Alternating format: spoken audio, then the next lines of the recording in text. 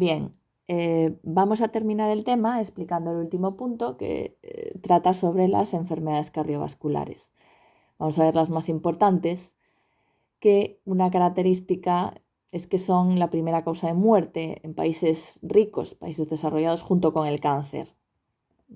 Al revés que en los países pobres, la principal causa de muerte es el hambre y las enfermedades infecciosas.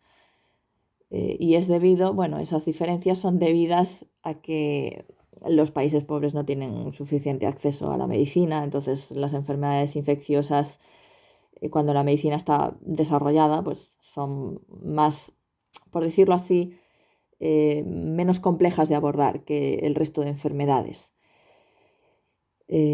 Además, lo que son también influyen los hábitos de vida. La forma de vida es muy distinta en los países desarrollados que en los que están en vías de desarrollo o países pobres. La dieta es diferente, los hábitos son distintos y eso influye mucho en este tipo de enfermedades. Son muy propensas las enfermedades cardiovasculares al sistema de vida que tenemos en los países ricos, en los que hay mucho sedentarismo, la dieta no es todo lo adecuada que podría ser y entonces estas enfermedades campan a sus anchas más. Las más importantes son la arteriosclerosis. Arteria, esclero significa duro. Entonces, arteriosclerosis significa literalmente arteria dura. Es el endurecimiento de la pared arterial. Es decir, la pared de la arteria, que debería ser flexible y elástica como una goma, pues pierde esas capacidades y se queda más rígida, más dura. ¿Por qué pasa esto? El envejecimiento es un proceso ya que de por sí va a causar esa arteriosclerosis, porque claro, las fibras de colágeno y elastina no se fabrican igual cuando somos pequeños a cuando tenemos pues más edad, cuando somos ancianos.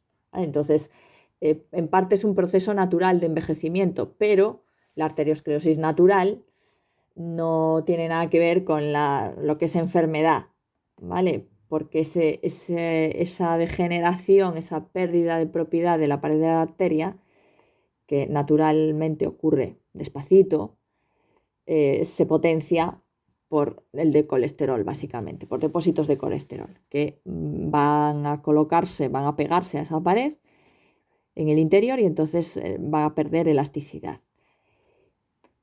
¿Qué causa la arteriosclerosis? Pues es la primera causa de hipertensión. Al perder elasticidad, la arteria ofrece más rigidez al paso de sangre y por tanto la presión de la sangre contra esa pared dura es mayor, ¿vale? Contra esa pared endurecida es mayor que si la pared estuviera elástica. Entonces, hipertensión, primera consecuencia de la arteriosclerosis. Disminución del riego sanguíneo, porque a veces el depósito de colesterol puede ser tan grande que el calibre de la arteria disminuye. Entonces el flujo de sangre se encuentra fluye menos sangre porque hay menos apertura en el vaso por culpa del depósito de colesterol. Y ya si se tapona, o falta de riego, eso se llamaría isquemia. El taponamiento conduce a la trombosis, ¿vale? Entonces, la trombosis es el taponamiento de un vaso debido a un trombo o a un coágulo. Es lo mismo, trombo, coágulo, ¿de acuerdo?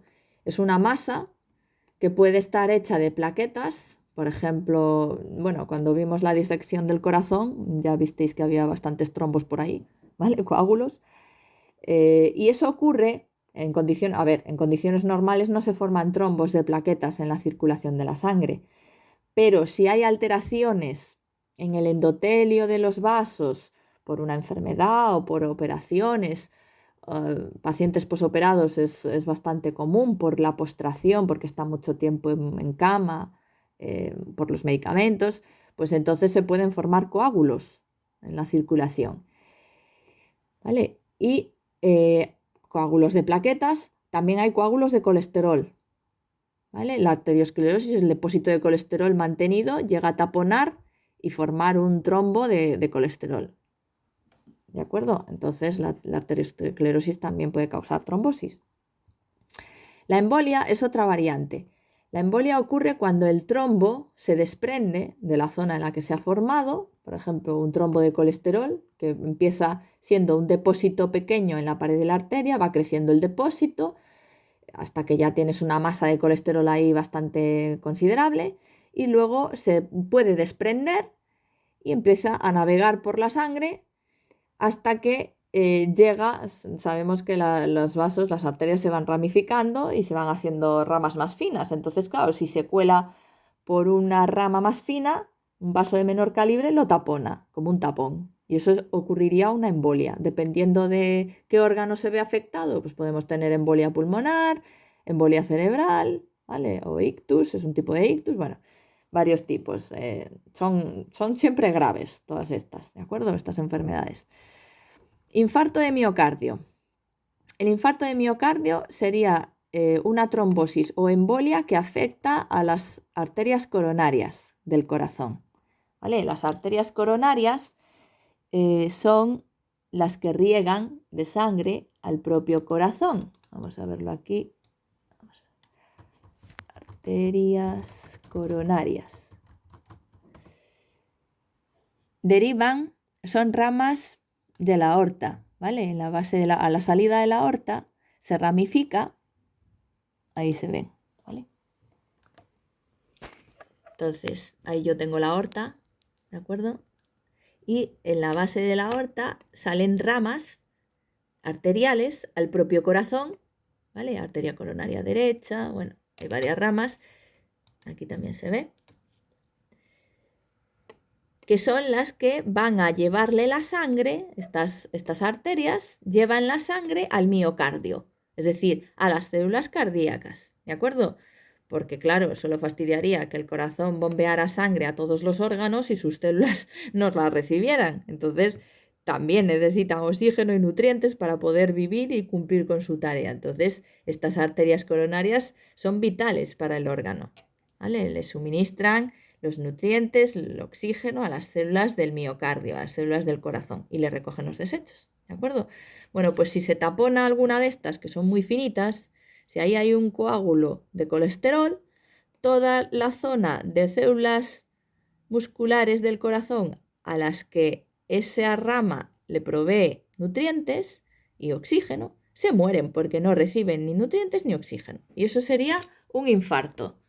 ¿De acuerdo? Un infarto de miocardio, infarto de corazón. ¿Vale? Infarto cardíaco. El taponamiento, es decir, esa obstrucción de las arterias coronarias puede ocurrir o bien por trombosis, es decir, un trombo que crece ahí, un depósito de colesterol, o por embolia, es decir, un trombo que viene de otro lado y se mete por ahí y tapona una arteria coronaria. Las células cardíacas mueren al no recibir sangre.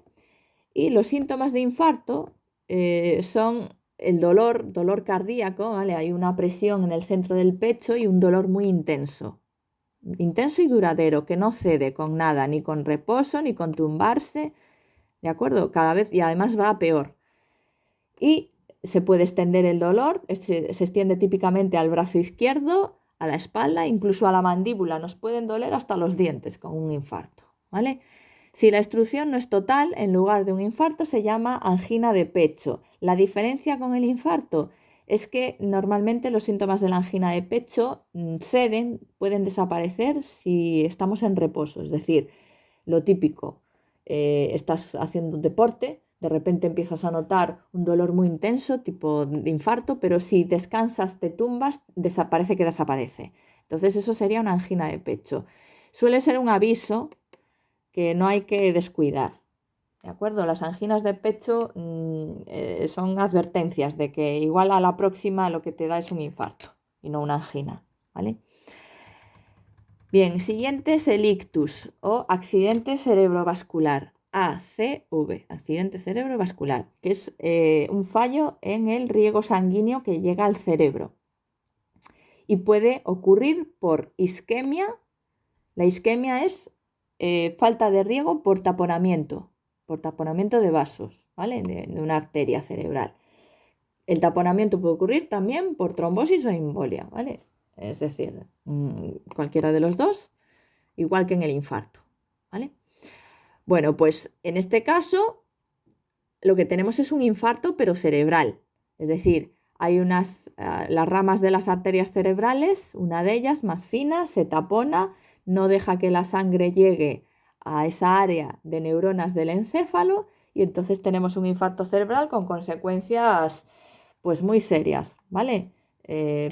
Consecuencias graves, ¿de acuerdo? Porque las neuronas son unas células que aguantan más bien poco sin riego sanguíneo. Entonces mueren rápidamente y dependiendo del área afectada, pues puede ser parálisis, muerte, yo qué sé, un montón de consecuencias, parálisis de los miembros, falta de lenguaje, amnesia, bueno, y muerte, claro, evidentemente, si el ictus es lo suficientemente serio. Y otra causa, perdón, de fallo en el riego del cerebro no es por taponamiento, sino por ruptura. Es hemorragia, ¿vale? Un ictus hemorrágico, en el que se rompe un vaso cerebral, una arteriola cerebral, por un pico de hipertensión, ¿vale? Es decir, hay una subida de presión arterial muy fuerte y entonces las arterias más finas cerebrales pueden romperse y entonces la sangre sale fuera. ¿Vale? Sale fuera y sale fuera del vaso al encéfalo, ¿vale? También puede ocurrir por un aneurisma. Los aneurismas son alteraciones en las paredes de las arterias que se ven como, vamos a ver, un aneurisma. Los aneurismas también son muy peligrosos, ¿vale? Ocurren cuando hay como si, a ver cómo lo explico aquí, por ejemplo, en este, ¿vale? Son como hinchazones, zonas hinchadas en la arteria tiene su calibre normal y de repente hay una zona que la pared de la arteria no es lo suficientemente resistente y se deforma como un globito lleno de sangre, ¿vale? Ahí pone ahí, ¿veis? El ancho normal de la arteria debería ser este, pero parece que está deformado porque parece como esta parte de la pared de la arteria no es tan firme como debería ser y entonces parece un globo de sangre ahí. Peligro, que si se rompe, hemorragia, ¿vale? Hemorragia interna que puede ser mortal. Los aneurismas son extremadamente peligrosos y además la mayor parte de ellos son silenciosos, no te enteras de que los tienes, ¿vale? Y una persona se muere, no sabe muy bien por qué y cuando le hacen la autopsia descubren que tenía un aneurisma que se ha roto, ¿vale? Hemorragia interna. Bueno, entonces, tanto la hipertensión como los aneurismas pueden ocasionar la ruptura del vaso. Consecuencia es un ictus hemorrágico. ¿De acuerdo? Los síntomas de un accidente cerebrovascular o ictus, pues son parálisis facial. ¿Qué quiere decir parálisis facial? Pues que la persona sonríe, por ejemplo, en los gestos, una sonrisa, y parece que la mitad de la cara, la sonrisa se cae, es decir, la boca no es capaz de sonreír, ¿vale? Hay una expresión extraña, ¿de acuerdo? O no es capaz de levantar las cejas, un lado sí, pero el otro, la ceja no es capaz de moverla. Pérdida de fuerza en un brazo o una pierna, dificultad para expresarse o entender lo que se está diciendo, es decir, cuando hablas con una persona que ha podido sufrir un ictus, esa persona no tiene coherencia a la hora de hablar, dice cosas sin sentido o, ¿vale? No es capaz de hablar incluso. Pérdida de coordinación motora, puede caerse, puede no ser capaz de andar, es decir, de repente pues no coordina para dar un paso. Dolor de cabeza muy intenso, este es un síntoma de bastante, es decir, si de repente te duele la cabeza de una forma en la que nunca antes te había dolido, hay que ir a urgencias. No hay que esperar, bueno, ya se me pasará, no. O sea, pues eso, nunca antes me había dolido la cabeza como me está doliendo ahora, esto nunca lo había notado antes. Es importante, ¿vale? No pasar ese síntoma por alto. Pérdida de visión, bueno, cualquiera de estos se activa el protocolo de ictus cuando llegas a urgencias y te tienen que atender en los primeros minutos, ¿vale? Aquí tenemos cómo identificar un ictus, una persona que de repente se encuentra mal, ¿vale? Pídele a la persona que sonría. Si la sonrisa, lo que pone ahí, un lado de la boca se tuerce en la sonrisa y el otro no, ahí hay algo, ¿vale? Pérdida de fuerza, haz que levante los brazos. Si no es capaz de levantar un brazo o le pides que te apriete las manos y no es capaz, pues también. Y luego, problemas con el habla. Di que responda a una pregunta sencilla. Por ejemplo, ¿qué hora es? ¿O qué día es hoy? O cómo me llamo? ¿O dónde está tu casa? Entonces, con solo un síntoma ya hay que ir a emergencias, ¿de acuerdo? No hay que pasar por alto ninguno de esos. Solo con uno tiene que ser atendida esa persona, ¿vale? Bueno, aquí también tengo los síntomas también.